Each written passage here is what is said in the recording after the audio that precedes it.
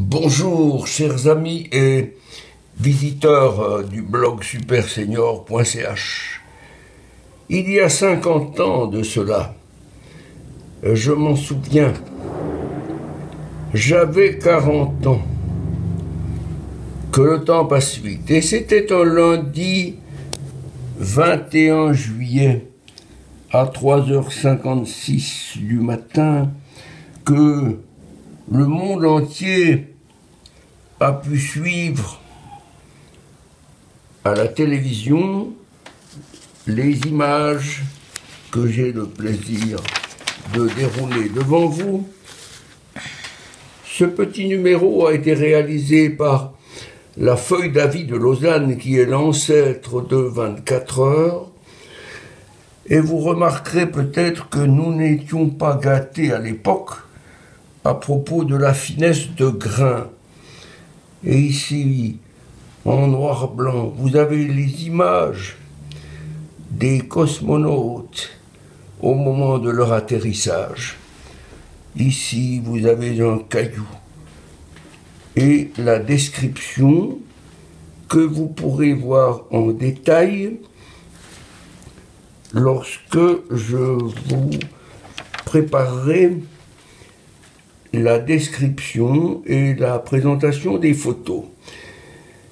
Voyez-vous qu'à l'époque, la publicité, et ça c'est une petite parenthèse, nous montre que le prix, le prix des vêtements féminins était pratiquement égal à celui d'aujourd'hui, alors que nous n'avions des salaires qui étaient peut-être entre 15 et 20 fois moins grands. Je reviendrai sur ce sujet de comparaison de prix. Je continue rapidement la présentation des images. Vous avez les trois cosmonautes, Armstrong, Aldrin et Collins, ceux d'Apollo 11, des contemporains de 1930. Bref, des gens qui n'avaient qu'un an de moins que moi, mais qui avaient beaucoup plus d'expérience. Un peu.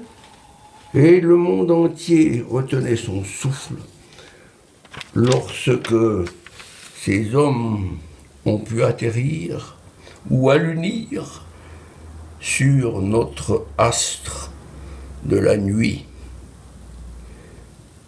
Nous devons probablement avoir une pensée pour ces gens courageux qui ont pris des risques. Des risques, c'est toute une aventure que vous aurez le plaisir de suivre ici ou dans des vidéos qui sont diffusées sur Internet.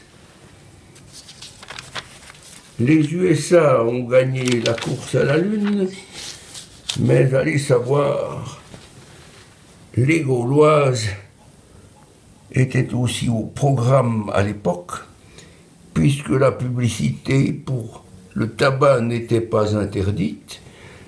La Lune sera-t-elle américaine? Non, la Lune, elle appartient au patrimoine mondial. Ici, vous avez l'appareil de photo Hasselblad, qui est un appareil très connu et qui a été utilisé sur la Lune. Enfin, Jules Verne n'est pas oublié dans cette présentation, puisqu'ici vous avez une courte description de son boulet wagon qui est retombé dans le Pacifique. Regardez par exemple Placette, qui est actuellement Manor. Eh bien, Placette a fait une publicité très avant-gardiste pour l'époque, et c'est amusant de comparer avec ce que nous avons. Enfin, l'anthologie française et lunatique n'est pas en reste, parce que nous avons ici des petits textes que vous pourrez lire tranquillement sur les photos. Et tenez-vous bien, la girafe au long cou. La girafe faisait des choses qui sont maintenant interdites. Elle travaillait pour Marlboro Gold. Quant à Spengler, ici, à droite, Spengler, Lausanne, rue Pichard, tout ça, ce sont des souvenirs que mes contemporains auront probablement plaisir à consulter.